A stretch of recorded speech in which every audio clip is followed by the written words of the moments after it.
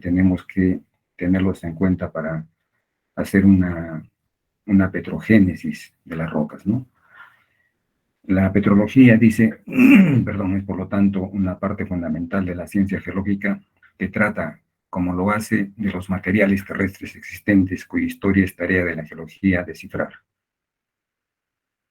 Dice, es una parte fundamental de la ciencia geológica, ¿no? Fundamental, relacionado con todo lo que es, que involucra todo lo que son las rocas, la preexistencia de las rocas, su fundación, su génesis, su petrogénesis. Y por otro lado, la petrografía, no petrología, la petrografía pone énfasis en la parte puramente descriptiva de la ciencia de las rocas, desde los puntos de vista de la textura, de la mineralogía, de la composición química, mientras que la petrogénesis se ocupa del origen de las rocas. Entonces, claramente diferenciamos cuál es el alcance de la petrología, ¿no? Es bastante amplio el alcance, ¿no? Todo el conjunto de conocimiento que se tiene a la fecha de los elementos que constituyen las rocas y su génesis. La petrografía es descriptiva. ¿Por qué? Porque involucra hacer cortes a las rocas con un petrótomo y poderlos estudiar al microscopio. ¿Y qué leemos ahí? Dice la parte textural, la parte mineralógica, la composición química, ¿no? Mediante eso podemos definir con exactitud de qué se trata una roca, ¿no? Porque mientras lo observemos a una muestra de mano o hacer una petrología macroscópica es bastante difícil a veces acertar, ¿no? Nos aproximamos, es cierto, hacemos la aproximación, no podemos irnos a extremos, ¿no? En que no podamos distinguir una roca ígnea de una sedimentaria o de una metamórfica, eso sí son extremos, pero sí podemos clasificarlas como ígneas, como sedimentarias, como metamórficas y poder identificar qué tipo de roca es. Eso sí lo podemos hacer, ¿no? Sin mayor esfuerzo. Pero la petrografía sí es mucho más explícita. Mediante el microscopio nos define con precisión de qué tipo de roca estamos trabajando o con qué tipo de roca estamos trabajando. Y la petrogénesis, como bien indica, es el origen, ¿no? Cómo se originan las rocas, lo que hemos venido haciendo en la parte práctica, que es el origen de los tres conjuntos de rocas fundamentales que se conocen en la Tierra. Bien, nuevamente para reforzar la clasificación de las rocas tenemos las ígneas, las sedimentarias y las metamórficas. Entre las ígneas tenemos las plutónicas intrusivas y las efusivas o extrusivas, ¿no? Y las sedimentarias, las clásticas y las no clásticas, y las metamórficas, foliadas y no foliadas, ¿no? Bien, tenemos una composición química promedio de la corteza.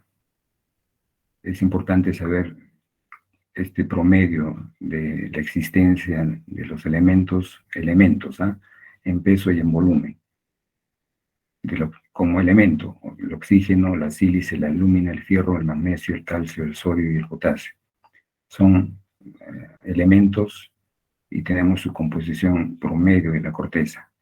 Si ustedes pueden comparar ahí, el oxígeno y la sílice son los más importantes, les sigue la alúmina y bueno, y los otros elementos en menor cuantía, tanto en peso como en volumen, ¿no? Ambos suman casi, en un caso 100% y el otro similar. Pero lo que quiero hacer notar es esa composición notable que se aprecia a simple vista, ¿no? El oxígeno y el silicio. Por lo tanto, definimos que los silicatos son los más abundantes en la naturaleza de la Tierra, ¿no? En la corteza. Y le sigue la alúmina. Por eso es que hablamos de silicatos aluminosos de potasio, de sodio, de calcio, de los ferros magnesianos, y en fin, todos los silicatos que estamos trabajando se justifica por la abundancia relativa de promedio en la corteza, ¿no? Y tenemos la composición en óxidos, los más importantes. Igual, ¿no? Tenemos SiO2 como óxido y la alúmina como óxido, el fierro como óxido. Y ustedes ven inmediatamente cómo decrece, ¿no? Desde el elemento fierro, ¿no? En su valencia 2, en su valencia 3, el manganeso, el magnesio, el calcio, el sodio, el potasio, el titanio y el fósforo. cuál es la composición en cuanto a los elementos como óxidos, qué es lo que realmente abunda en la naturaleza también. Y es abundante la sílice y la alúmina, mayormente, ¿no? La sílice y la alúmina, como composición en óxidos. Bien, quiero hacer notar aquí que también tenemos una clasificación geoquímica de los elementos, ¿no? Dice una clasificación geoquímica se divide en 4 grupos, de acuerdo a esta tabla que lo tienen acá: los litófilos, los calcófilos, los siderófilos y los anófilos. Esto es una composición o clasificación geoquímica. Y tenemos, dice, los elementos litófilos son aquellos que se ionizan fácilmente y forman aniones de oxígenos estables como el CO3, el SO4, el PO4, y en sus compuestos la unión es principalmente de carácter iónico. Tenemos los elementos litófilos, incluidos las tierras raras, ¿no? Tenemos ahí el listado, que son los que se enlazan de manera iónica mayormente, ¿no? Los enlaces son iónicos. Y luego tenemos los elementos calcófilos, se ionizan con menor facilidad y en consecuencia tienden a formar compuestos covalentes. Entonces, la unión es covalente con el azufre. Estos elementos se presentan principalmente como sulfuros. Entonces, es importante, ¿por qué? ¿Por qué lo he colocado esto? A pesar de que no se aprecia bien, es una copia del texto, pero sí nos ayuda un poco a comprender el por qué los elementos de tierras raras, por qué los elementos como el litio, el sodio, el potasio, el rubidio, el cesio, ¿no? Los que tienen ahí como litófilos, que conforman composiciones o uniones aniónicas. Los calcófilos con el azufre, formando los sulfuros. ¿De dónde proviene? Entonces, para comprender de dónde provienen los elementos calcófilos que componen los sulfuros, y tienen la relación aquellos que componen la mayor cantidad de elementos sulfurosos. Y el tercero dice: los elementos siderófilos son aquellos para los cuales la unión metálica es la condición normal y que no forman con facilidad compuestos con el oxígeno, ni con el azufre. Los elementos ocurren principalmente como elementos nativos, los siderófilos: plata, iridio, el osmio, el oro, el fierro, el plomo, el wolframio, el arsénico, como elementos nativos, ¿no? Y se llaman los hidrófilos. Y los últimos, los atmófilos, son gaseosos y están presentes principalmente en la atmósfera. Entonces, es digamos, la clasificación, así como hemos visto la clasificación de elementos nativos, como elementos, los óxidos, y también hay una clasificación de la parte geoquímica. Cómo es que se unen para formar los elementos valiosos que encontramos en los yacimientos. Y aquí tenemos la explicación, ¿no? Cómo se unen, y esto da pie a muchos trabajos de investigación con respecto a los yacimientos metálicos, sobre todo en existencia, el por qué se fundan algunos yacimientos importantes, cómo se unen, de dónde provienen, y la explicación es esta, ¿no?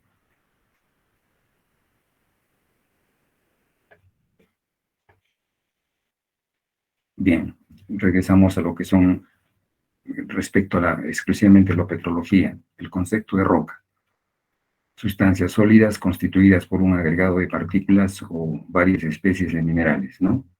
Tenemos ahí un ejemplo de una roca.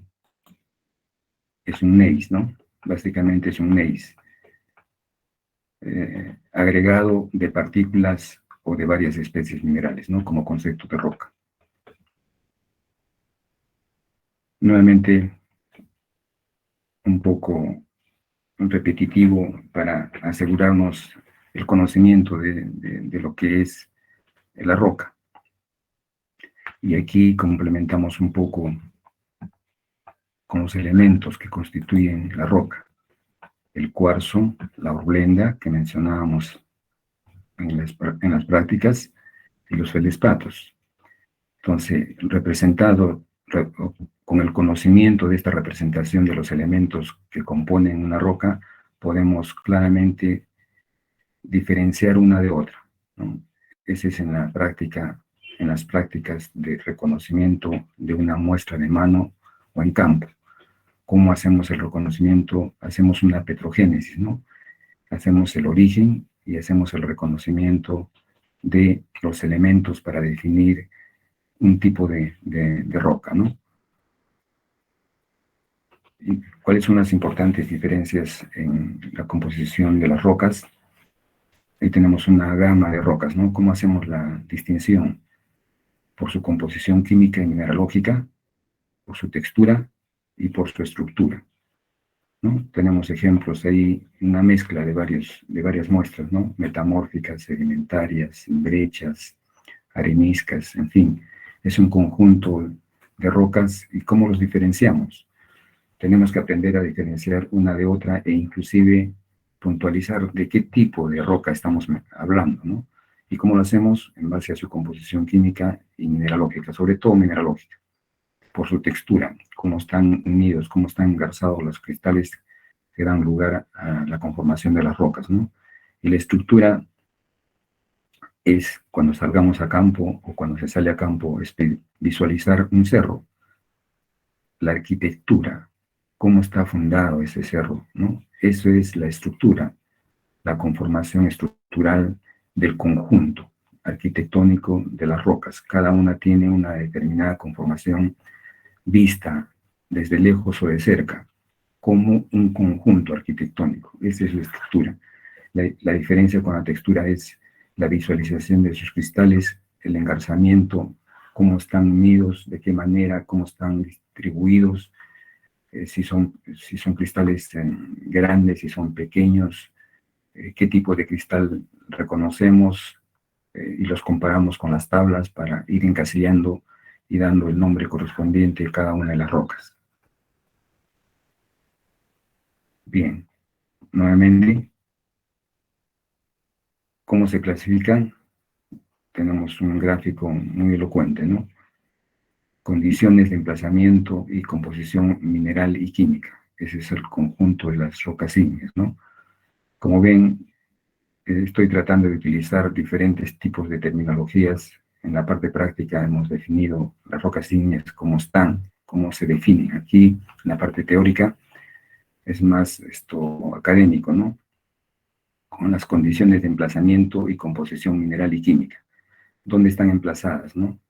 Desde el magma, cómo se funden, cómo se agregan, cómo se les encuentra en la parte continental, en la parte media y en la parte externa, ¿no? Esas son condiciones de emplazamiento. ¿Dónde se han emplazado? ¿Dónde se han localizado? De acuerdo a su cristalización, de acuerdo al tema de cristales, de acuerdo a la relación de cristales, de acuerdo a la textura, les damos la sección correcta a cada una de los emplazamientos y la composición mineral y química, ¿no? Las sedimentarias, tenemos ahí una serie de nombres, ¿no? Delta, laguna, flecha, estuario, isla, barrera, abanicos aluviales, lago de playa, llanura de sal, dunas de arena, pantano, llanuras de inundación, glaciares, todo el conjunto de nomenclaturas que tratamos en geología y en geomorfología como geoformas, ¿no? De la preexistencia, de las sedimentarias, de las preexistencias de lo que tenemos en la corteza, se generan parte de las sedimentarias. Genético, composición mineral y textura. Esas son las sedimentarias. Desde el punto de vista genético, ¿cómo se originan? Dice que es la meteorización, erosión, transporte y sedimentación, ¿no?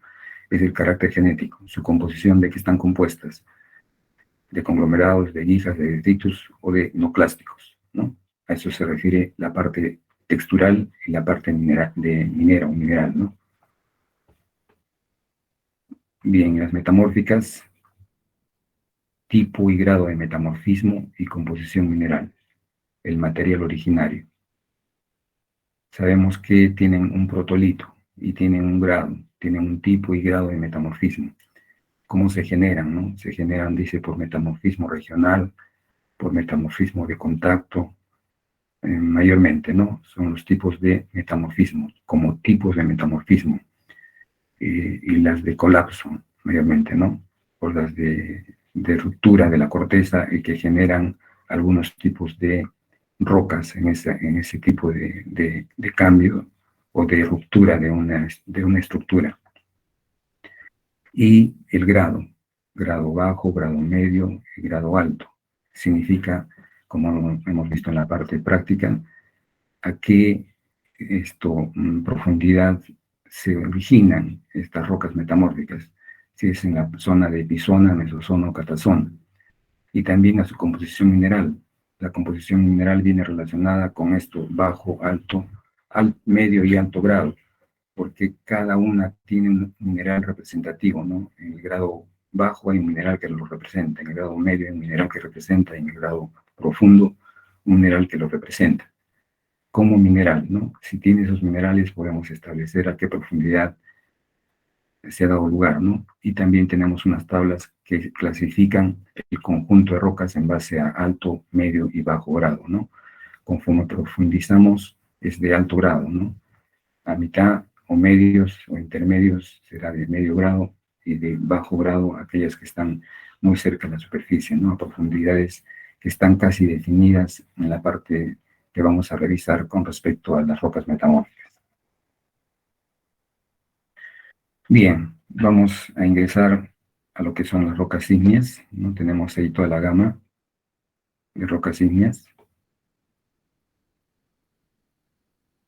que vamos a revisar: el material de las rocas ígneas, la textura de las rocas ígneas, las composiciones graníticas frente a composiciones basálticas y la denominación de las rocas ígneas, ¿no?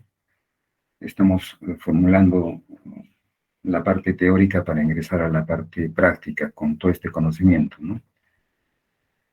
Tenemos una introducción.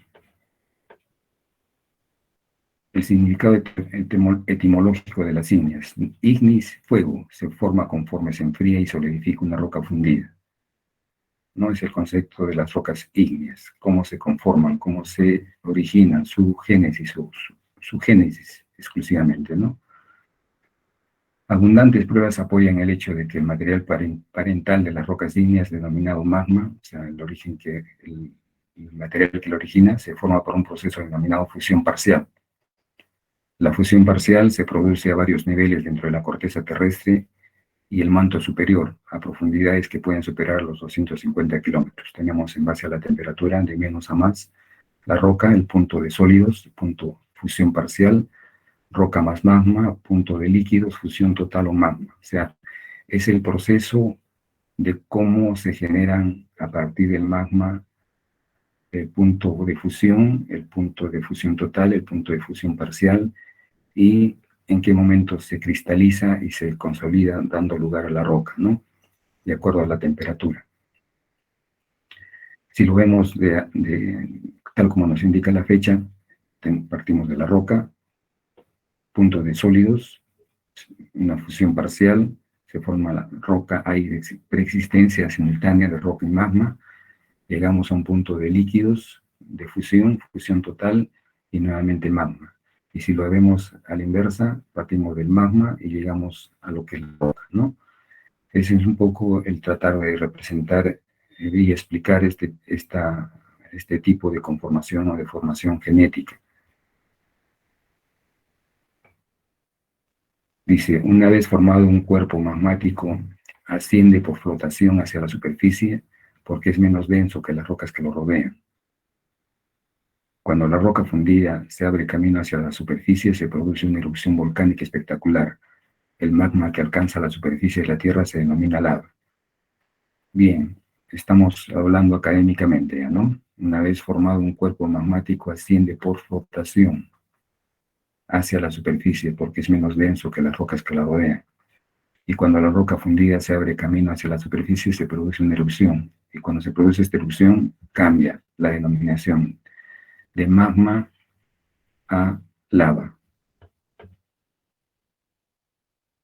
Las rocas ígneas que se forman cuando se solidifica la roca fundida en la superficie terrestre se clasifica como extrusiva, ex fuera, tudere, empujar, o volcánicas del Vulcano, el dios del fuego. Hablamos de las costas occidentales del continente americano. Muchas islas oceánicas tipificadas por la cadena hawaiana, están compuestas casi por completo de rocas ígneas extruidas, ¿no? O extrusivas. Estamos hablando de su conformación genética, de su el origen en realidad, ¿no? Porque la petrogénesis se refiere al origen de las rocas. Y aquí es un poco más amplio, ¿no? El carácter general de las rocas extrusivas, ¿no? Las rocas ígneas en general. Cuando se solidifican en la superficie se clasifican, ¿no? Como extrusivas o volcánicas. Y hemos visto las rocas ígneas netamente plutónicas, cómo se generan, cómo se enfrían lentamente, generando las intrusivas, generando las extrusivas, generando los piroclásticos, ¿no? Nos da algunos ejemplos sobre estas connotaciones. Dice, las rocas ígneas que se forman en profundidad se denominan intrusivas. In dentro tuvere empujar, o plutónicas, el Plutón, el dios del mundo inferior en la mitología. Nunca se observarían si la corteza no ascendiera y la roca caja no fuera eliminada por la erosión. Tenemos un ejemplo ahí de todo lo que conforma las rocas ígneas, ¿no? Desde la parte plutónica, la parte de sils, los locolitos, lapolitos, los diques, hasta la parte extrusiva, ¿no? Nunca se observarían si la corteza no ascendiera y la roca caja no fueran eliminadas, dice, por la erosión. No podríamos observarlo, sino ¿qué pasaría si no pasara lo siguiente, si no hubiera una meteorización y erosión? ¿Cómo nos explicamos que el batolito de la costa esté expuesto? Ahora lo miramos, lo observamos, ¿no? Que va desde Chala, o parte desde aquí, no continuo, pero sí desde Chala hasta Trujillo, con más de 1.200 kilómetros de longitud, 70-80 kilómetros de ancho, que está expuesto. Lo podemos visualizar esto y tenemos gran cantidad de yacimientos importantes en ese batolito. ¿Qué ha pasado? Ha sido barrido, ha sido erosionado todo lo que estaba en la parte superior, que mayormente eran rocas sedimentarias en algunos casos, ¿no? La mayor parte de las capas que estaban por encima han sido totalmente barridas, erosionadas, han desaparecido, ¿no? Donde se encuentran están en un proceso de reciclaje. Pero lo cierto es que queda expuesto y lo que nos da a entender con este párrafo, ¿no? Si no hubiesen sido eliminadas por la erosión, no podríamos observarlos, ¿no? Y el ejemplo lo tenemos claramente aquí y tenemos gran parte del stock granodiolítico que lo tenemos en Tacna, que también en parte está expuesto, producto de esta meteorización y erosión, ¿no? Cuando una masa de roca de la corteza está expuesta, es decir, no cubierta por un suelo, se denomina afloramiento, ¿no? ¿Por qué denominamos afloramiento al conjunto de lo que nosotros miramos, o está expuesto, que no está cubierto, ¿no? ¿Son las lavas y los magmas lo mismo? No, de inmediato. Tenemos el ejemplo del magma y tenemos el ejemplo del lava. Pero su composición podría, o es similar, ¿no? Ambos términos describen roca fundida o líquida. El magma existe debajo de la superficie de la Tierra y la lava es roca fundida que ha alcanzado la superficie. Por esta razón, pueden tener una composición similar. La lava se produce a partir del magma, pero en general ha perdido los materiales que escapan en forma gaseosa como el vapor de agua. Bien, esto es un poco para explicar los orígenes en cuanto al magma, en cuanto a la lava, y para poder comprender por qué mencionábamos, por ejemplo, en la práctica, las correspondientes volcánicas o las correspondientes intermedias. La intrusiva tiene una correspondiente intermedia y una correspondiente extrusiva, y la explicación es esta, ¿no? Que tienen la misma composición, o es muy similar en cuanto a su composición. La diferenciación magmática, como vamos a establecerlo ahora en la mañana, es lo que da origen a los diferentes tipos de magmas y que colabora a la conformación de los diferentes tipos de rocas y por ende a la clasificación y a la formación de los yacimientos y por ende también a los minerales que conforman estos yacimientos, ¿no? Todo es un concatenado, todo a partir de un magma, ¿no? Bien, las texturas ígneas. ¿Qué es la textura? Su importancia, ¿no? Es una característica importante porque revela datos sobre el ambiente en que se formó la roca. Esto permite que a los geólogos hacer deducciones sobre el origen de la roca mientras trabajan en el campo, donde no disponen de un equipo sofisticado. Les decía que cómo están distribuidos, ¿no? La imagen de fondo me indica eso, ¿no? A pesar de que son láminas, como a fines de verlos en el microscopio, pero la textura la podemos visualizar macroscópicamente también, ¿no? Y esa es característica importante porque con ello deducimos a qué nivel estamos, si es intrusivo, si es pórfido, o si es extrusivo, o si es piroclástico, ¿no? Ese es lo importante de la textura, esa relación del carácter impreso de lo que contiene cada roca para poder trabajar y deducir en campo, ¿no?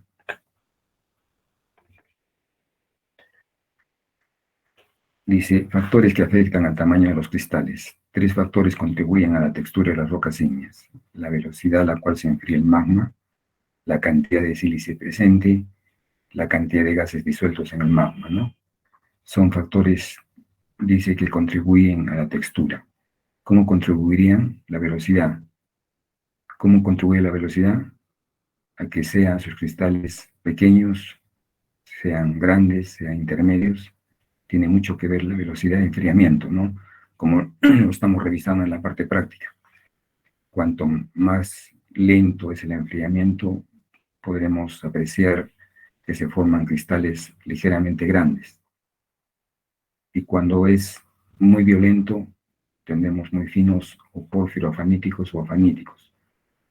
También por la cantidad de sílice. Tenemos alto contenido de sílice, las intermedias y las básicas y ultrabásicas, o las máficas y ultramáficas, ¿no? Como aquellas que no tienen alto contenido ni menos del 10% de sílice. Y la cantidad de gases disueltos en el magma, para deducir, por ejemplo, deducir si son de carácter piroclástico, ¿no? O si son de carácter extrusivo. La cantidad de gases que han sido expulsados nos deja una característica específica en la roca, ¿no? Nos deja algunos agujeros, pequeños agujeros que nos dan a entender que ha sido violentamente expulsada y han salido los gases y han salido el agua, y por lo tanto contribuyen a que nosotros podamos determinar qué tipo de roca es en cuanto a su conformación de origen. Bien, tipos de texturas. Dice que las rocas ígneas que se forman en la superficie o como masas pequeñas dentro de la corteza superior, donde el enfriamiento es relativamente rápido, poseen una estructura de grano muy fino denominada afanítica. ¿No? Tienen la definición ahí, que es no visible. Así, ¿no? Así o no. Y Fanner, visible. No es visible.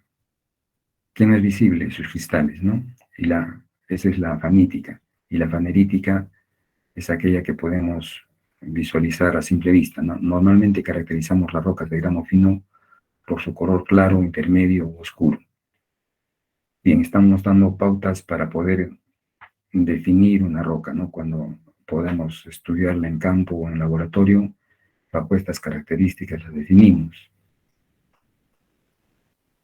Por la textura, básicamente, ¿no? Otra, dice, las rocas de grano fino las identificamos por su color claro, por su color intermedio o por su color oscuro. ¿Qué distinguimos con ello? Si son sódicos, si son intermedios, no tienen mucha sílice, tienen algo, pero no mucho, y si tienen plagioclasas sódicas o si tienen plagioclasas cálcicas. Entonces, como ven, estamos complementando la parte que nos hemos ayudado en la parte de laboratorio, salvo el grupo 4 que recién va a tomar, hoy día, contacto con la parte práctica, ¿no? Pero el resto sí está en la capacidad de poder comprender lo que estamos conversando en este momento, ¿no? Cómo caracterizamos, cómo estudiamos una muestra, bajo qué características, las características fundamentales de textura que involucran su tamaño de grano, su color claro, intermedio o oscuro, ¿no? Tenemos una imagen de una textura fanítica. Es un tipo de, una roca, es una andesita básicamente, porque los hay de color eh, gris, y también los verdosos, netamente representativa de los Andes del Perú. Las rocas ígneas dice que se forman en la superficie como masas pequeñas dentro de la corteza superior, donde el enfriamiento es relativamente rápido, poseen una estructura de grano muy fino, denominado afanítico. Por definición, los cristales que constituyen las rocas afaníticas son demasiado pequeños para que los minerales individuales se distingan a simple vista. Dado que la identificación del mineral es posible, normalmente caracterizamos las rocas de grano fino por su color claro, intermedio, oscuro. Estamos puntualizando por qué la definimos de grano fino o por su textura afanítica. La textura afanítica de grano grueso tiene la muestra, ¿no? Es aparentemente una granodiorita, la muestra y la petrografía de ella, ¿no? Cómo se visualiza al microscopio. Dice, cuando grandes masas de magma se solidifican lentamente, bastante por debajo de la superficie, forman las rocas ígneas que muestran una estructura de grano grueso denominado fanerítico. Estas rocas de grano grueso consisten en una masa de cristales intercrecidos, que son aproximadamente del mismo tamaño y lo suficientemente grandes como para que los minerales individuales puedan identificarse sin la ayuda de un microscopio. Grano grueso, como ustedes pueden apreciar en la imagen, que está conformado por ¿qué?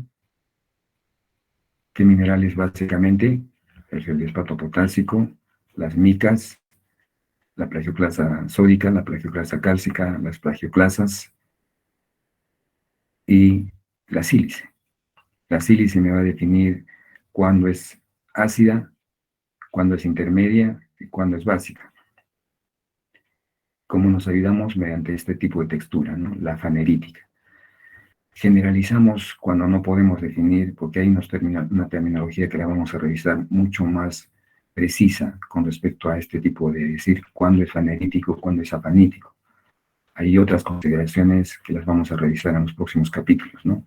Que definen las texturas, así como la textura pórfiro-fanítica, como la textura fanítica, la textura fanerítica, tienen otro tipo de nomenclatura, como por ejemplo el suadar aplítico, ¿no?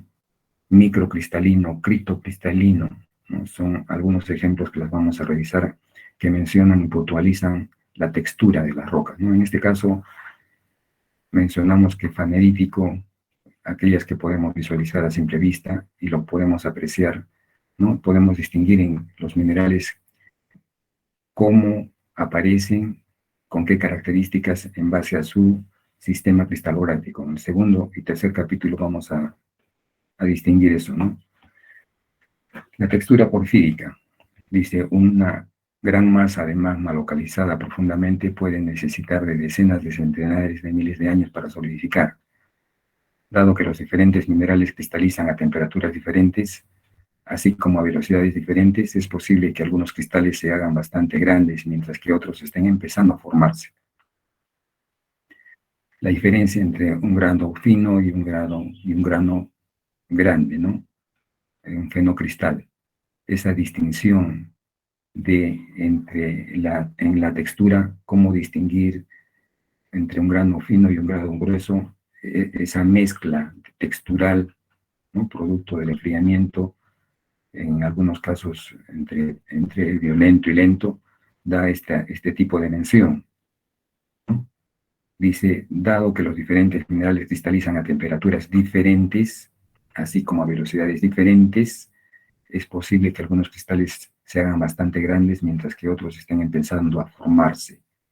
Entonces, entre esa distinción entre pequeño y grande, pero que todavía pueden visualizarse, se llama la textura porfírica, ¿no? O porfirítica, como vamos a ver, ¿no?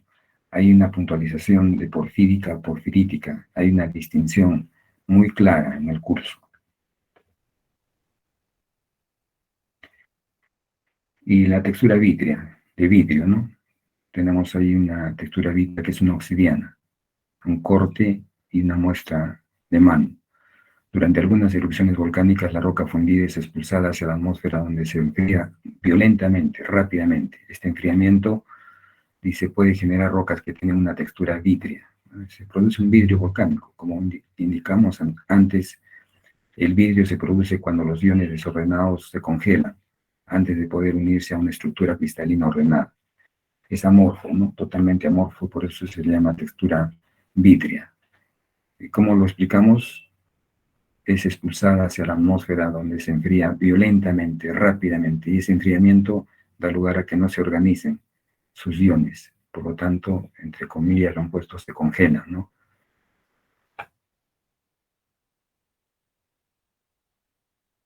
La piroclástica, sabemos, piro, fuego, clastos de fuego, ¿no? Algunas rocas ígneas se forman por la consolidación de fragmentos de rocas individuales que son emitidos durante erupciones volcánicas violentas. Como la toba, dice, se forman por la consolidación de fragmentos. Las tobas es eso, ¿no? Se unen clastos diferentes, cenizas sobre todo, ¿no? La textura piroclástica, dice, esta roca volcánica consiste en fragmentos de roca angular englobados en una matriz de cenizas de color claro, ¿no? Las partículas expulsadas pueden ser cenizas muy finas, gotas fundidas o grandes bloques angulares arrancados de las paredes de la chimenea volcánica durante la erupción. Entonces conformamos gran parte de las rocas piroclásticas que hemos mencionado, como por ejemplo la piedra pez, la piedra pómez, la perlita, ¿no? Como ejemplos, y dentro de ellos también la obsidiana, producto de estas, ¿no? Sino que como la otra es una textura vítrea netamente, ¿no? En cambio, estas son, todavía se pueden distinguir algunos de sus componentes, pero sí podemos distinguir cuando se aglomeran y cuando salen violentamente y que están exentas de gases y de agua. Por ejemplo, la piedra pómez, ¿no? La pegmatítica. Bajo condiciones especiales pueden formarse rocas ígneas de grano especialmente grueso, denominadas pegmatitas. Dice, son fenocristales grandemente crecidos. Estas rocas que están compuestas por cristales interconectados, todos mayores de 1 centímetro, incluso hay hasta medio metro, 1 metro. Se dice que tienen una textura pegmatítica. Pegmatítico que viene de aquello que se ha intercrecido demasiado grande, y a eso se le denomina pegmatita, fuera de lo normal, ¿no? Se refiere a sus cristales, sobre todo la sílice y los feldespatos, ¿no? Veamos otro término, las composiciones ígneas, ¿no? ¿De qué están compuestas? Dice que están compuestas por silicatos. Ya sabemos eso, ¿no? Y ahí tenemos la representación de la mayor parte, en la imagen de la derecha, la representación de la mayor parte de las rocas ígneas mezcladas, desde las efusivas, las intrusivas, o las plutónicas, las intermedias, ¿no? Y algunas piroclásticas que no están, no las tenemos, solamente de carácter netamente afanítico, fanerítico, pegmatítico. El análisis químico demuestra que el oxígeno y el silicio son los constituyentes mayoritarios de las rocas ígneas. Ya lo hemos demostrado el porqué, ¿no? Como elementos y como óxidos. En este caso está como un óxido, el silicio, ¿no? O los tectosilicatos. Estos dos elementos, más los iones aluminio, calcio, sodio, potasio, magnesio, hierro, constituyen el 98% en peso de muchos magmas. Entonces, ya tenemos otro dato. ¿Cuál es la constitución química de los magmas? Y al hablar de magma, hablamos de cristalización, y al hablar de cristalización, hablamos de la conformación de las rocas. Podemos unir todas las ideas y saber la composición básica de una determinada roca, ¿no? ¿Qué es lo que tenemos que determinar? Al hablar de sílice, estamos hablando de la parte química, ¿no? Es un óxido de silicio. Al hablar de aluminio, estamos hablando, por ejemplo, de un feldespato potásico, de una albita, de una nortita, de una oligoclase, de una andesina, de una labradorita. Todas son silicatos de aluminio con potasio, magnesio, calcio, sodio, fierro, en fin, con un elemento que conforma la distinción y que conforman el 98% de los magmas. Ingeniero, disculpe. Sí. En la anterior lámina Al costado hay rocas. ¿Podría mencionar el nombre de cada una, por favor? Mira, en la parte práctica yo he preparado otro PowerPoint. Bueno, en este caso PDF, porque PowerPoint no me responde por internet, parece, no sé por qué. Yo he preparado exclusivamente imagen por imagen de las rocas ígneas, las que vamos a estudiar. Y una vez hecho eso, vamos al laboratorio, ¿no? Pero esto, podemos distinguir algunas de ellas por su tipo de textura, ¿no? Por ejemplo, esa que estoy señalando es una fanítica. La siguiente es una fanerítica y por el color es su composición es con feldespatos potásicos.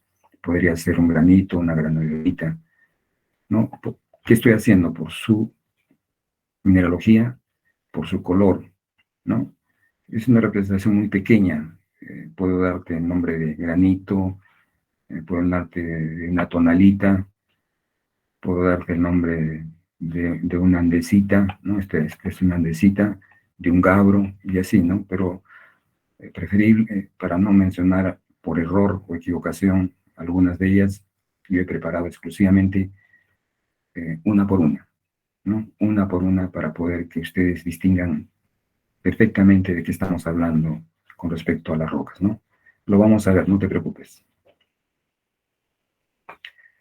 Bien, dice silicatos oscuros o ferromagnesianos son minerales ricos en hierro y en magnesio, o en ambos, y normalmente con bajo contenido de sílice. Tenemos los silicatos oscuros, ¿cuáles son? Grupo de los piroxenos, grupo de los olivinos, las micas, la biotita, el grupo de los anfíboles, los granates, los silicatos oscuros, ¿no? Silicatos claros contienen mayores cantidades de potasio, sodio, calcio que de hierro y magnesio. Tenemos la moscovita, los feldespatos, grupo de los feldespatos, el cuarzo, con sus variedades, porque el hablar de cuarzo es hablar de sílice, ¿no? ¿Cuál es la diferencia? ¿En qué momento le decimos sílice y en qué momento cuarzo?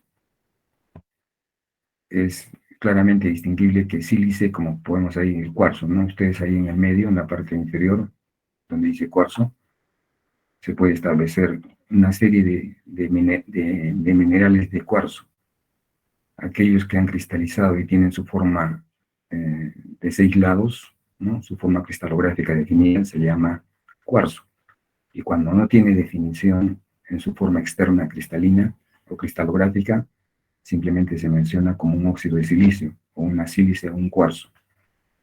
Perdón, una sílice, ¿no? Cuarzo cuando está cristalográficamente definida su forma cristalográfica. Esa es la diferencia entre un cuarzo y una sílice. Y en el costado tenemos los minerales de arcilla. Lo que estamos tratando de indicar es cuándo podemos distinguir aquellos que tienen silicatos oscuros y silicatos claros. ¿En base a qué? Oscuros o ferromagnesianos, de acuerdo a la diferenciación magmática de Women, recuerdan, ¿no? Dice ricos en hierro y en magnesio, o en ambos, y normalmente con bajo contenido de sílice. En cambio, los otros contienen potasio, sodio y calcio, mayormente, ¿no? Que de hierro y magnesio.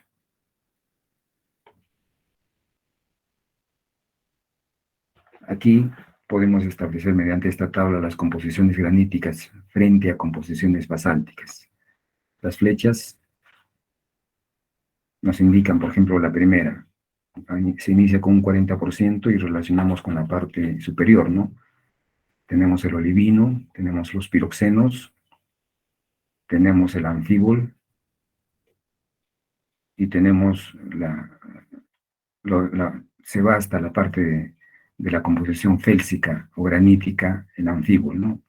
En todas ellas tenemos anfíbol, hasta la parte intermedia tenemos piroxenos, ya no pasan a la parte félsica los piroxenos. Tenemos ricas en calcio, plagioclasa, rica en sodio, la biotita, la moscovita. Tenemos el feldespato potásico, el cuarzo. Como columna tenemos la roca, la composición granítica o félsica, granito riolita, roca intrusiva, roca difusiva, porcentajes más o menos, ¿no? Con respecto en volumen, porcentajes en volumen del cuarzo, del feldespato potásico, de la biotita, y la flecha, aumento de sílice, en ese sentido, ¿no? Aumento de potasio y sodio. Se invierte aumento de hierro y magnesio y calcio. Y la temperatura de inicio de fusión, 700 grados, tenemos la fusión o ya la cristalización de las rocas félsicas. A esta temperatura, las intermedias y las ultramáficas a esta temperatura aproximadamente, ¿no? Es un gráfico compósito que nos indica la columna félsica, la columna intermedia, la columna máfica y la ultramáfica, y que corresponde a qué minerales corresponden a cada uno de los grupos, ultramáfico,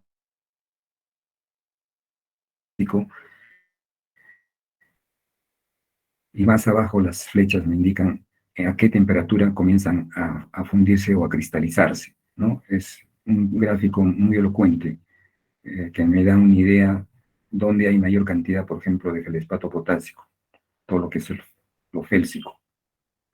Las plagioclasas como rocas intermedias, como la andesita, ¿no?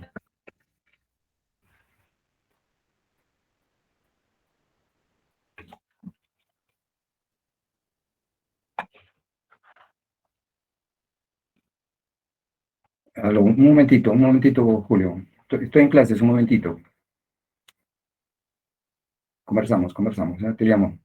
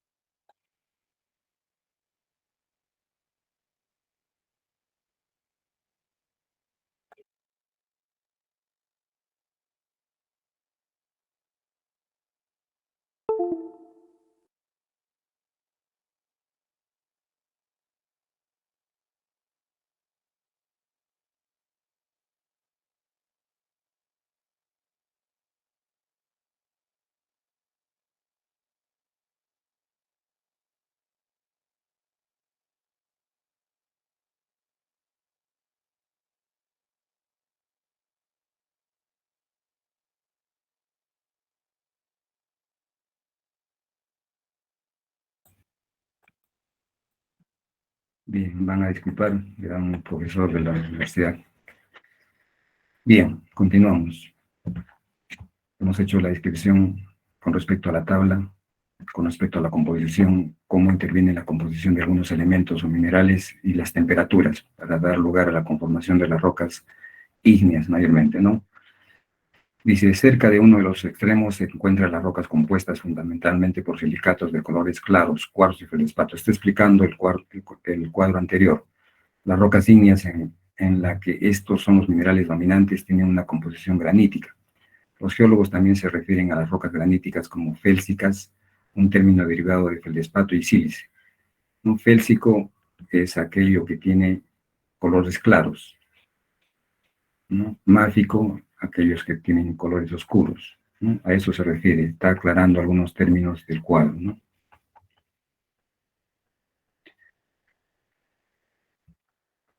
Las rocas que contienen cantidades sustanciales de silicatos oscuros y plagioclasa rica en calcio, se dice que tienen una composición basáltica.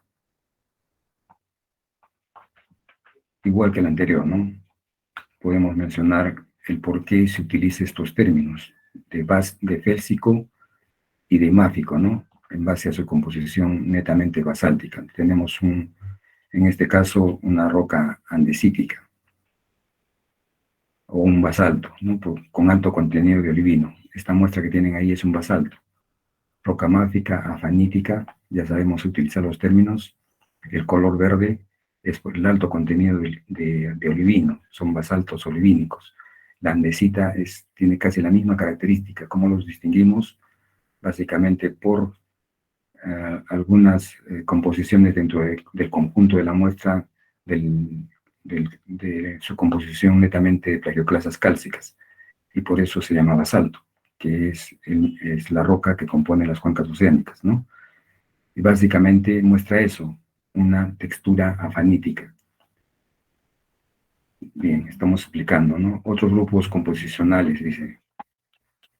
¿A qué nos referimos? Las rocas con una composición comprendida entre las rocas graníticas y basálticas se dice que tienen intermedia o andesítica, por la roca volcánica común, la andesita. Otra roca importante, la peridotita.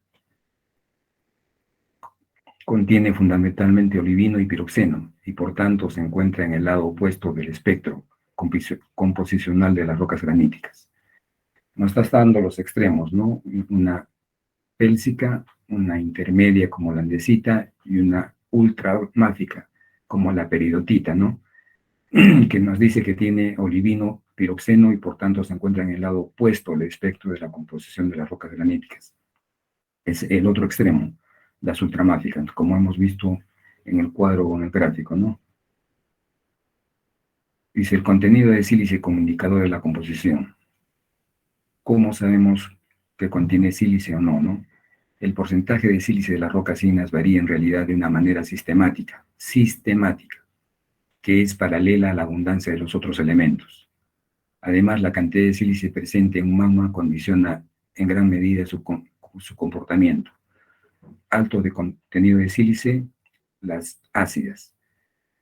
Menor contenido de sílice, intermedias.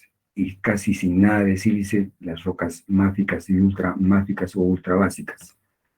Ese es el indicador de la sílice, ¿no? Y es el que me va a indicar cuando la roca está en el lado izquierdo de una tabla que les vamos a mostrar, y cuando al lado derecho, y cuando en el intermedio, ¿no? Eso define, por eso el contenido de sílice indica o define la composición. ¿A qué se refiere? Cuando es félsico, cuando es intermedio, cuando es máfico, y cuando es ultramáfico, ¿no? ¿Cómo denominamos? Ya lo hemos visto en gran parte de las rocas ígneas vienen de diferentes tipos, ¿no? Su textura, el lugar donde lo encontraron y otras apreciaciones que las hemos revisado en la parte práctica, ¿no? Lo que no hay que confundir es el granito con la sienita. El granito posee cuarzo, la sienita no posee cuarzo.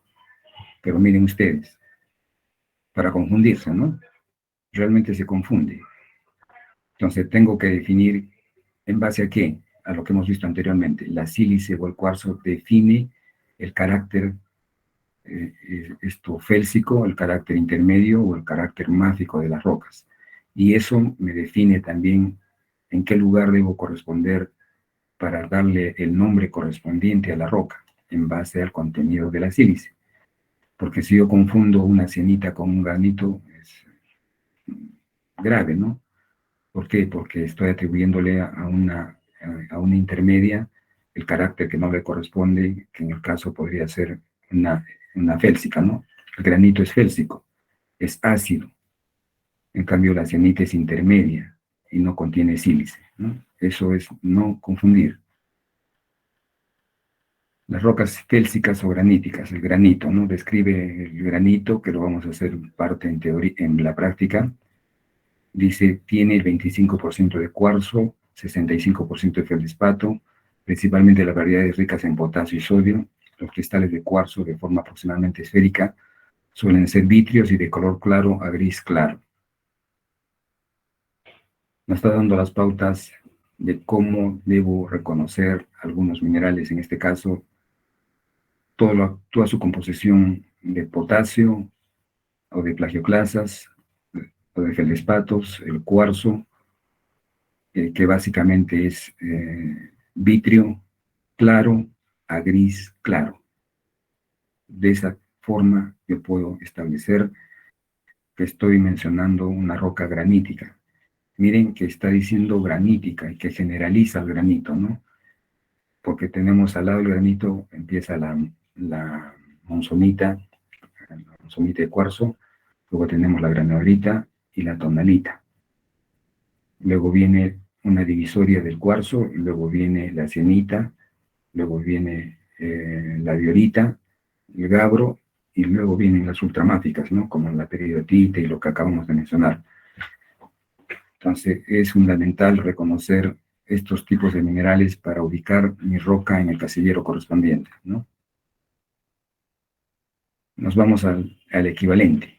La riolita es el equivalente exclusivo del granito, y como el granito está esencialmente compuesto de silicatos claros, este hecho explica su color, que suele ser de marrón claro a rosa o a veces un gris muy claro, ¿no? Para confundirse a veces entre sus tonos, ¿no? Desde un gris, pero el característico es el rosa, es la roca característica. La riolita es afanítica y contiene frecuentemente fragmentos vítreos y huecos que indican un rápido enfriamiento en un ambiente superficial. Cuando la riolita contiene fenocristales, son normalmente pequeños y están compuestos por cuarzo o por feldespato potásico. Por eso les decía que la textura puede ser pórfido afanítica. Pórfido porque tiene cristales visibles y afanítico porque tiene una masa totalmente no visible. Y eso es lo que presenta el equivalente extrusivo del granito. El equivalente extrusivo del granito es la riolita. Bien, tienen la imagen ahí de una muestra, y como les indicaba, la formación Huaylillas, que aparece en la salida hacia Tacna, en los cerros hacia la salida de Tacna, mencionamos que su composición es riolítica y riodacítica, ¿no? Que afloran en diferentes partes de todo el enorme afloramiento que tenemos en esa zona. Y regresamos un poco, una muestra de mano de una obsidiana, y es todo lo contrario, ¿no? Las rocas vítreas, dice, las rocas vítreas, como la obsidiana, no están compuestas por minerales en el sentido estricto. Aunque normalmente de color negro o marrón rojizo, la obsidiana tiene un elevado contenido de sílice. Se ha vidriado simplemente por la alta temperatura, ¿no? Se ha convertido en vidrio, una masa amorfa, por el rápido enfriamiento con el cual se ha formulado o formado. Y la pumita, una roca vítrea, que ya la hemos revisado en parte, asociada con la obsidiana, es un término general, ¿no? La pumita. Es una roca piroclástica, volcánica piroclástica. Dicen, en algunas muestras los agujeros son bastante evidentes, mientras que en otros la pumita recuerda a fragmentos finos de cristal entretejido. Debido al gran porcentaje de huecos, muchas muestras de pumita flotarán cuando se les coloca en agua. Bien.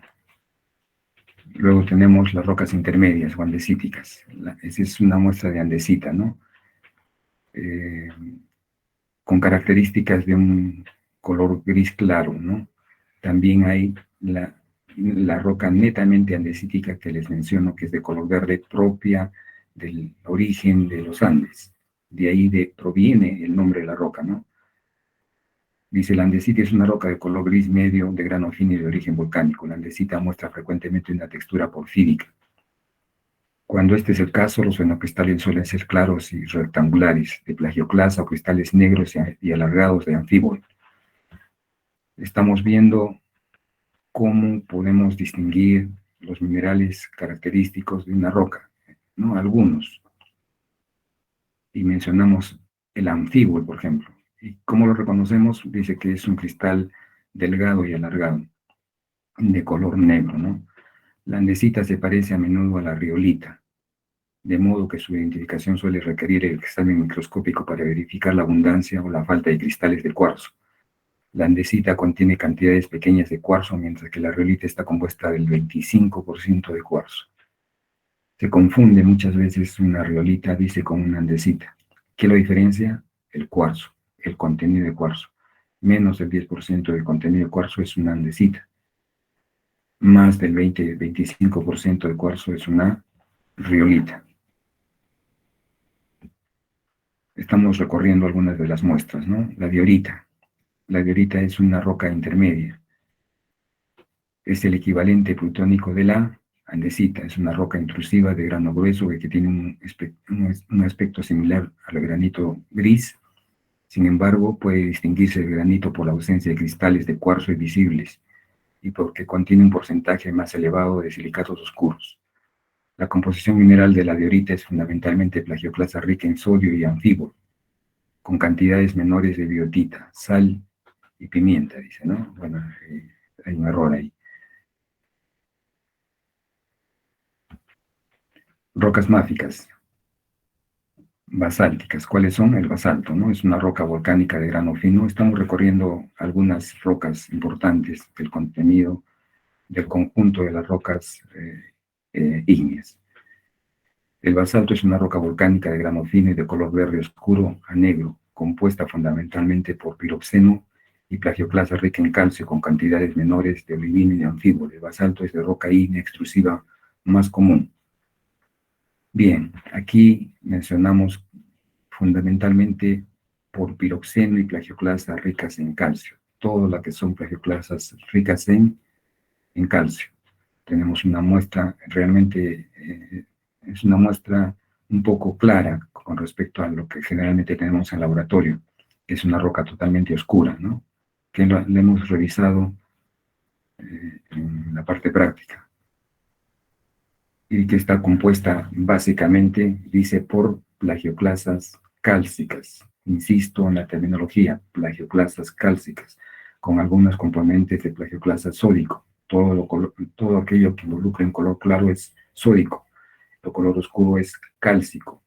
Plagioclasas, feldespatos, y la mezcla de ambos son calcosódicos, ¿no? Es el correspondiente volcánico ¿de quién? Del Gabbro, ¿no? El intrusivo es el Gabbro y el equivalente volcánico es el basalto.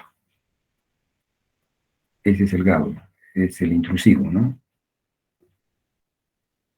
Compuesta fundamentalmente de piroxenos y plagioclasa rica en calcio, ¿no? Es idéntico a lo que hemos leído o observado con respecto al basalto. Simplemente que esta es intrusiva, plutónica, abisal profunda, y la otra es efusiva o extrusiva, ¿no? Las piroclásticas. Las rocas piroclásticas están compuestas por fragmentos expulsados durante una erupción volcánica. Una de las rocas piroclásticas más comunes, denominadas tobas, se compone de diminutos fragmentos del tamaño de la ceniza que se cementaron después de su caída. En situaciones donde las partículas de cenizas permanecieron lo suficientemente calientes como para fundirse la roca, se denomina toba soldada. Aunque las tobas soldadas son fundamentalmente diminutas copos vítreos, pueden contener fragmentos de pumita del tamaño de una nuez y otros fragmentos de roca. Bien, generalizamos, ¿no? Y en el fondo tenemos una roca piroclástica, ¿no? De lo mucho que abunda en esta zona, en la zona altoandina, en la zona de Moquegua, en la zona del Tixani, en la zona de Lubinas. Tenemos algunos ejemplos con esas mismas características que ven en la imagen de fondo. Toba, aquello que se ha soldado como componentes de cenizas y otros tipos de trozos de rocas que han logrado acumularse y fundirse y aglomerarse. Esa es una toba, ¿no? Que es muy diferente a lo que mencionamos como piedra pómez, ¿no? Tenemos abundancia relativa de piedra pómez en todo lo que es Alto de la Alianza, Ciudad Nueva, en el otro extremo yendo hacia la zona de Chuchuco, gran abundancia de piedra pómez en esa zona, ¿no? Y de todos los tamaños. Y la ceniza volcánica y las tobas, también las tenemos incluidas en gran parte de las zonas que hemos mencionado, ¿no? Calano sobre todo. Bien, las rocas piroclásticas compuestas fundamentalmente por partículas de tamaño mayor que las cenizas se denominan brechas volcánicas. No olvidemos que al hablar de brecha estamos hablando de la característica angulosa o triangular de los componentes de una roca. Cuando mencionamos esa característica, mencionamos que hay brechas de todo tipo. En este caso es volcánico porque es de origen netamente de origen volcánico. Hay de origen sedimentario y de origen de colapso o de fracturamiento al producirse una falla geológica. Se producen brechas de carácter, la denominación viene volcánica, sedimentaria o de colapso. Origen de los magmas. Dice que la mayor cantidad de actividad ígnea tiene lugar en los límites de placas divergentes, en asociación con la expansión del fondo oceánico. Bien, esto complementa toda la tectónica de placas que hemos visto un poco detenidamente en el curso de Geología General y que solamente refuerzo con algunos términos y condiciones específicas para la conformación y distribución de la diferenciación magmática. Dice, también se producen cantidades sustanciales de magmas en las zonas de subducción, en la que la litósfera oceánica desciende al manto. El magma generado allí contiene componentes del manto, así como corteza y sedimentos subducidos. Tenemos una imagen, la generación de magmas a partir de roca sólida. La corteza y el manto terrestres están compuestos fundamentalmente de rocas sólidas no fundidas. Este gráfico muestra la distribución de temperatura calculadas para el manto y la corteza. Tenemos profundidades aproximadamente, ¿no? Y a qué profundidades se generan, a qué temperatura se generan una distribución, como lo vamos a ver, de la diferenciación magmática. Pero siempre partimos de la idea de las zonas divergentes o convergentes, en este caso de convergencia o de zonas de subducción que nos toca a nosotros en esta parte del Perú, y que dan lugar, y que han dado lugar a la conformación de la gran parte o de casi la totalidad de las rocas que están expuestas actualmente, entre ellas nuestros batolitos y la cordillera del Barroso, ¿no? Y las rocas que hay en la zona intermedia, en las faldas de la cordillera occidental. ¿Qué papel juega el calor o la temperatura? Dice, la mayor parte del magma se genera sin la adición de otra fuente de calor. El cambio de la temperatura con la profundidad se conoce como gradiente geotérmico. Pueden generarse por el aumento de temperatura, por ejemplo, un cuerpo magmático de una fuente profunda intruye y funde las rocas de la corteza, ¿no? Uno, es en las zonas de subducción, como nosotros, la fricción genera calor conforme grandes placas de corteza se deslizan unas sobre otras. Las rocas de la corteza se calientan a medida que descienden hacia el manto durante la subducción, y las rocas calientes del manto pueden ascender e introducirse en las rocas de la corteza. Estamos dando lugar a que la temperatura, cómo es que juega un papel importante en la generación de magma, ¿no? Se funde a cierta temperatura, vuelve a salir y vuelve a conformar los plutones, se vuelve a generar toda la parte que hemos descrito, con carácter magmático, con carácter intermedio, con carácter extrusivo, con carácter piroclástico. ¿De dónde proviene? De esta caracterización de la corteza, en donde se deslizan las dos placas, ¿no? Sobre todo la dorsal de Nazca se desliza por debajo de la continental, llega a 700 kilómetros aproximadamente, y mucho más antes de eso comienza a conformar por fricción y por alta temperatura grandes volúmenes de magma. Y el papel de la presión son los dos, ¿no? Presión y temperatura. El aumento de la presión de confinamiento produce un incremento de las temperaturas de fusión de las rocas. A la inversa, la reducción de la presión de confinamiento reduce la temperatura de fusión de una roca, ¿no? Cuando la presión de confinamiento disminuye lo suficiente, se dispara la fusión por descompresión. Bien, ese es el papel que juega la presión para dar lugar a la conformación del magma y a la cristalización de lo que nosotros conocemos como las rocas. ¿Cuál es el papel de los volátiles? Las sustancias volátiles hacen que la roca se funda a temperaturas inferiores, ¿no?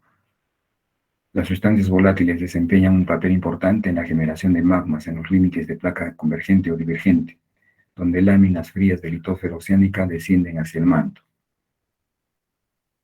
¿Cómo evolucionan los magmas? Los geólogos descubrieron que algunos volcanes pueden generar lavas que contienen composiciones bastante diferentes. Este tipo de datos les llevaron a examinar la posibilidad de que el magma pudiera cambiar, evolucionar y por tanto llegar a ser el origen de varias rocas ígneas. Para explorar esta idea, Women llevó a cabo una investigación pionera sobre la cristalización de los magmas en el primer cuarto del siglo XX. El diagrama de la serie de Women describe la secuencia de cristalización de los minerales a partir del magma de una composición media en condiciones de laboratorio. ¿La recuerdan, verdad?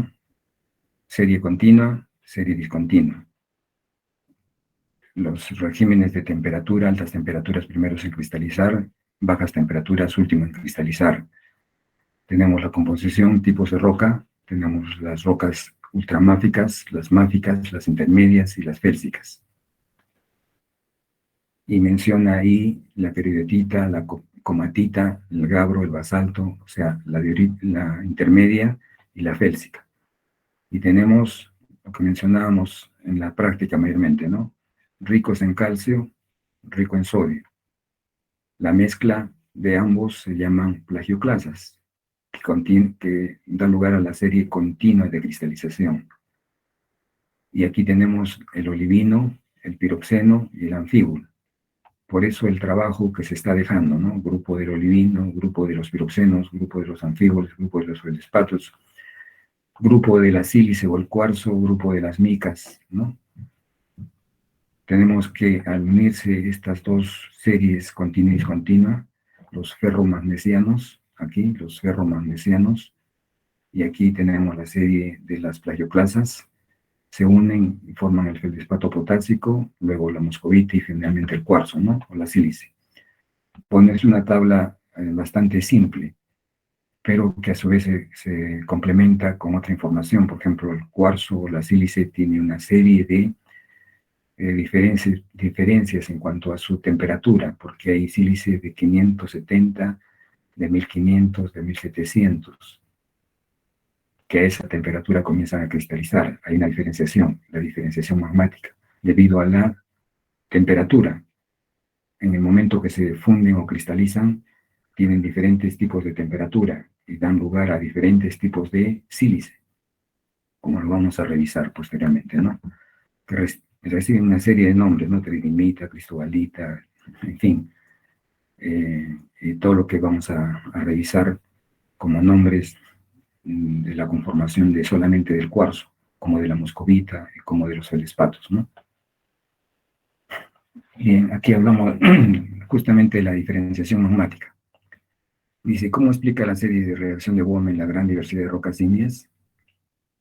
Se ha demostrado que en una o en más etapas durante la cristalización puede producirse la separación de los componentes sólidos y líquidos de un magma. La formación de uno o más magmas secundarios a partir de un solo magma inicial se denomina diferenciación magmática. Miren este último recuadro, la formación de uno o más magmas secundarios a partir de un solo magma inicial se denomina diferenciación magmática. Conforme se va disminuyendo la temperatura, conforme va sucediéndose la presión, conforme hay líquidos invisibles que se mezclan, nos demuestran que se conforma una diferenciación magmática. Y por eso tenemos el grupo de los félsicos, el grupo de los intermedios, el grupo de los máficos y ultramáficos. Esa es la explicación de Bohm, ¿no? De gran importancia para poder explicar por qué se genera esta diferenciación magmática, y esa diferenciación magmática da lugar a la conformación de los diferentes grupos de rocas que estamos revisando, ¿no? Bien, tenemos ahí un cuerpo magmático, una roca huésped. Bien, ahí en la figura ilustrada podemos ver en A la localización de un cuerpo magmático y la actividad ígnea asociada genera rocas en una composición similar a la del magma inicial. En A. En B, después de un periodo de tiempo, la cristalización y la sedimentación modifican la composición del fundido y a la vez generan rocas con una composición bastante diferente a la del magma original. Y en C, una mayor diferenciación magmática tiene como consecuencia otro fundido altamente evolucionado con sus tipos de roca asociada. ¿Qué significa? Que un cuerpo magmático inicial puede ser sedimentado, puede ser intruido por otro tipo, puede modificarse, puede evolucionar y generarse otros tipos de diferenciación magmática por concentración de esos cuerpos que todavía no han terminado de solidificarse, que se introducen como huéspedes y que generan otro tipo de magmas. Por lo tanto, esas mezclas que posteriormente se van conformando generan otro tipo de magmas. Y de esa manera podemos explicar el conjunto de las rocas o también el conjunto de los minerales, ¿no? Porque es casi el mismo proceso. La asimilación y mezcla de magmas. Una vez formado el cuerpo magmático, su composición puede cambiar a través de la incorporación de material extraño. Por ejemplo, conforme el magma asciende, puede incorporarse alguna de las rocas de sus alrededores, un proceso denominado asimilación. Otro medio a través del cual puede alterarse la composición de un cuerpo magmático se denomina mezcla de magmas. Es lo que acabamos de mencionar, ¿no? De acuerdo con la mezcla de magmas y la contaminación por las rocas de la corteza, explica en parte la gran variedad de magmas y rocas ígneas. ¿No? Si no, no podríamos explicar por qué félsico, por qué intermedio, por qué máfico y por qué ultramáfico. Y aquí tienen este tipo de procesos de asimilación o de las otras características que están descritas o mencionadas, ¿no? Tenemos ahí la explicación de lo que acabamos de mencionar, la mezcla, la asimilación, la incorporación de otras mezclas de magmas y que generan, es como hacer una explicación un poco, entre comillas, ¿no? La mezcla de pinturas, ¿no? Una mezcla de diferentes tonos. En este caso, los magmas, las mezclas de diferentes magmas con contenido félsico, con contenido de sílice, alto a sílice, poca sílice o medianamente bajo contenido de sílice, genera una diferenciación magmática y por lo tanto genera una conformación diferenciada de magmas. Por eso es la diferenciación magmática, ¿no? Fusión parcial y formación de los magmas. Como cabe esperar, dice la fusión, el proceso inverso abarca un intervalo de temperatura similar. A medida que la roca empieza a fundirse, los minerales con las temperaturas de fusión más bajas son las primeras que se funden. Escucha esto y Sin dice: embargo, es mucho más feliz frecuente que la cumple, fusión un sea día completa. como hoy naciste. Frecuentemente sucede Por el eso, culo, ¿no? La porque eres fusión la cagada. incompleta de la roca se conoce como fusión parcial, un proceso que produce la mayor parte, si no la totalidad de los magmas. Tenemos ahí los magmas, ácidos intermedios básicos, está en portugués, es un gráfico tomado de ahí, elevado tenor de gases, la riolita. Tenemos las intermedias, formadas por la solución de una placa oceánica, su contenido de sílice, los básicos, alto contenido de sílice, ¿no? Los básicos tenemos las muestras, todo lo que son los gaudios y sus equivalentes, los intermedios, la andesita como ejemplo, y los ácidos, los granitos, ¿no? ¿Cómo es la diferenciación? En base, se genera el magma, se genera el alto contenido de sílice, la presión, la temperatura, juegos de presión de temperatura, o la mezcla, asimilación de algunos, y genera esta digamos, fórmula que da lugar a la composición y distribución de las rocas en general, ¿no?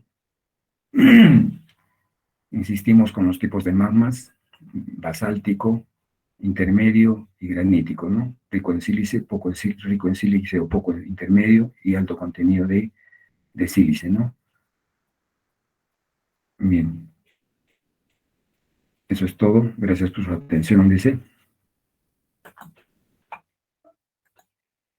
Bien, señores, no sé si hay preguntas con respecto a esto. ¿Preguntas? ¿Están atentos, señores? Sí, ingeniero. Ingeniero. Sí, dime, por favor. Dime, por favor.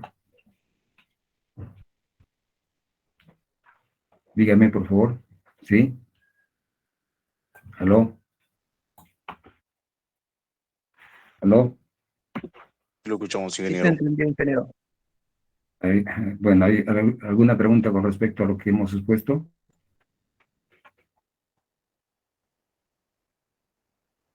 Preguntas, señores. Ingeniero, una consulta.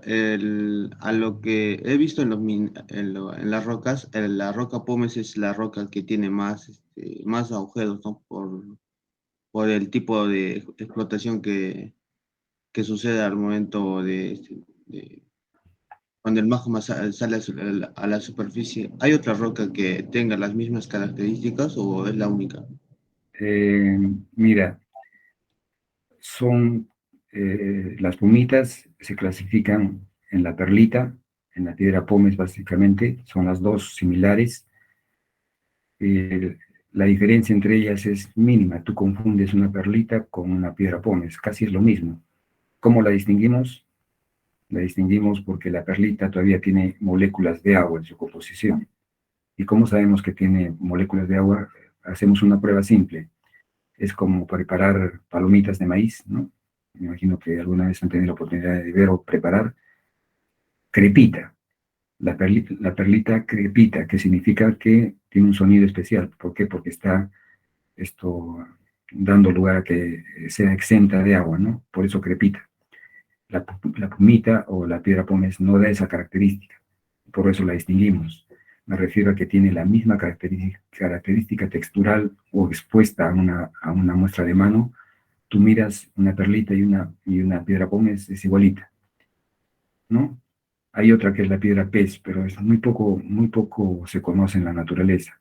Son las tres, pero de las tres, las dos son las que más se relacionan y tienen las idénticas clasificaciones o idénticas clases texturales. Las dos son piroclásticas. ¿Dónde encontramos una? La tenemos en Tacna, todo lo que es piedra pómez, les menciono nuevamente, ¿no? En Chucchuco, en Calana, en la zona de Calientes, en la zona de Ciudad Nueva, abundancia de piedra pómez, ¿no? Junto con la ceniza de ese color rosado. Si no están enterados, esa ceniza es la que utilizan para hacer el cemento puzolánico, ¿no? De ahí sacan para hacer el cemento puzolánico.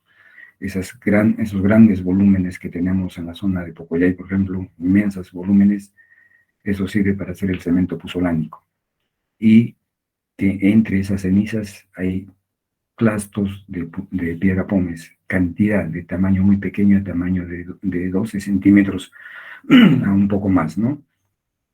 Bien, no sé si haya satisfecho tu pregunta.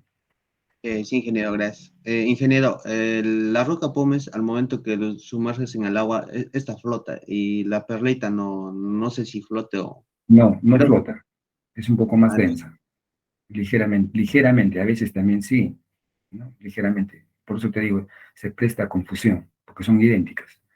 El afloramiento de la perlita, hay muy poca perlita que esté en el kilómetro 36, me parece, por la variante de Chumayo, no yendo hacia Arequipa. Ahí hay un afloramiento de perlita, pero es muy poco, ¿no? En cambio, aquí tenemos abundancia de piedra pómez, ¿no? Y de cenizas y de tobas, en gran abundancia, ¿no? Bien, ¿alguien más, por favor? Yo Bien, tengo una querida. pregunta. Esta ceniza volcánica, eh, o sea, ¿su origen vendría siendo del Tacora o tiene otro origen en particular? Mira, se ha hecho varios estudios e intentos de estudios de saber su origen. No se tiene un origen definido. No se sabe de dónde ha provenido, de qué tipo de erupción o de qué tipo de volcán ha salido esta gran cantidad de cenizas, ¿no? Se supone que sea lo más próximo aquí, pero también tenemos noticias de que, por ejemplo, el Huaynaputina, cuando expulsó o cuando hubo la gran explosión del Huaynaputina, fue una inmensa explosión que tardó varios meses o años en dar claridad, digamos, a las zonas aledañas. Se tiene estudios, pero no muy complejos o muy completos del origen de estas cenizas. Tú buscas información y realmente no se tiene, ¿no? De dónde ha provenido esta inmensa cantidad de, lo más posible, la mejor idea es que de lo que tú mencionas, de repente, ¿no? Tenemos gran cantidad de volcanes que algunos están extinguidos ya y que no se sabe si en algún momento en que estuvieron activos hayan podido expulsar la gran cantidad de cenizas que las tenemos en esta zona, ¿no? Porque si no, ¿cómo explicamos en Chuchuco, no? Ustedes van a Chuchuco y tenemos una inmensa variedad, perdón, una inmensa cantidad de piedra pómez. Vamos a Pocollay, por la zona del seguro, de la parte de atrás de salud, inmensas cantidades, ¿no? En Ciudad Nueva tenemos inmensas cantidades. ¿De dónde han venido? No se tiene a ciencia cierta. Conjetura simplemente de dónde hayan provenido estas grandes cantidades de ceniza tipo salmón, ¿no? Con abundancia relativa de pumitas o piedra pómez. Bien, ¿algo más, señores? Respecto a eso, lo que dijo, por ahí leí de que acá en la zona de Bolivia hay calderas de, o sea, de supervolcanes prácticamente, de erupciones gigantescas. ¿Sería posible de que hayan podido llegar de ahí o físicamente es imposible, no lo permite la geología? Me gustaría saber eso. Es físicamente imposible, ¿no? Temporalmente imposible de que hayan venido desde tan lejos, ¿no? Eh, si tienes una idea, por ejemplo, del Sahara, el viento traslada hacia la zona de Norteamérica o hacia la zona de Europa grandes cantidades de este polvo, de este tipo de arcilla que se encuentra en el desierto de Sahara, pero son cantidades que son relativamente mínimas, ¿no? Pero sí se establecen que se pueden trasladar, pero no en la cantidad que lo tenemos acá, pues, ¿no? Entonces, por ese tipo de deducciones es imposible que desde tremendas distancias puedan haber dado lugar a esta cantidad de cenizas que encontramos acá. Lo más probable, como repito, es que sean de volcanes los más próximos a esta zona, ¿no? Como referencia, por ejemplo, a lo que tenemos en Arequipa. En Arequipa tenemos casi el mismo tipo de cenizas que lo utiliza Ayura para poder hacer su cemento pozolánico, ¿no? Explota ese tipo de cenizas para elaborar ¿no? ¿Y de dónde han provenido? De sus volcanes que están ahí al pie. Eso sí se tiene con certeza, ¿no? Es una explicación mucho más, más racional, más lógica, ¿no? En cambio aquí tenemos, es cierto, en la cordillera de Barroso gran cantidad de volcanes, pero la mayor parte están extinguidos. Y es probable que esto traído este gran volumen de cenizas, pero con respecto a tu pregunta es improbable, es imposible, ¿no? Yo diría rotundamente no, no es casi imposible. Que si se dan con otras características, como el ejemplo que te he puesto, ¿no? De algunos elementos que son trasladados de un lado hacia otro, grandes, inmensas distancias, pero son muy pocas las cantidades, ¿no? Que podían posiblemente haber traído por el viento, pero no se explica la inmensa cantidad que tenemos acá que el viento no haya traído, ¿no? No se explica. Tiene que haber sido de centros de vulcanismo muy cercanos a esta zona, ¿no? Desgraciadamente los estudios no dan lucidez o claridad de dónde hayan provenido, ¿no? O al menos de lo que yo he tratado de buscar la información. No se tiene, ¿no? Y también los estudios de campo que yo he podido relacionar, no lo tenemos, ¿no? No tenemos. Igual como la riolita, la riodacita, que son lavas volcánicas, las relacionamos con, por ejemplo, zonas volcánicas muy antiguas, posiblemente de la conformación de la anterior cordillera del Barroso, que hayan tenido que expulsar grandes cantidades de magma de carácter riolítico y que conforman toda esta zona, ¿no? Si tú haces un mapeo geológico respecto a la formación Huaylillas, con su miembro superior, que es el que está expuesto en la zona de salida de Tacna, no encontramos una solución de dónde proviene, ¿no? Pero si tú ves en el Google simplemente, ¿no? Tú analizas la característica textural, ahí puedes ver texturas que vienen desde Arequipa. Esa conformación de Huaylillas viene desde la zona de Arequipa, que es lo mismo, y se va hasta Chile, pero como lava, ¿no? Entonces ahí sí podemos explicar de repente que hayan provenido de grandes distancias, ¿no? O como centros volcánicos que han desaparecido, pero que dan lugar a que sea como una capa superior que ha inundado gran parte de esta zona sur del Perú, que vienen desde la zona de Arequipa, Moquegua, y pasan y traspasan la frontera hasta Chile, ¿no? Que allá recibe otro nombre, creo que recibe como Oxana. Toda esta conformación del grupo Huaylillas es conformado por miembro superior, miembro medio e inferior. Son tres miembros de la formación Huaylillas que componen las rocas efusivas volcánicas de carácter lárico. Bien, señores, yo quería pasarles un video que ayuda un poco más, pero se los colgaré en el aula virtual. ¿No? ¿Alguna pregunta más? ¿Algo más, señores?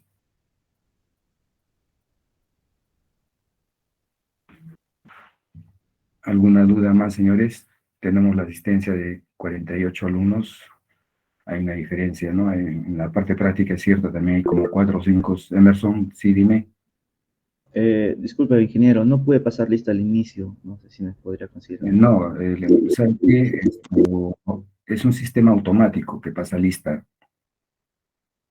por doble lado. Yo paso, automáticamente cierro ahorita yo la exposición y aparece todo el listado de todos los asistentes, a qué hora ingresaste, o si saliste o no, ahí queda plasmado.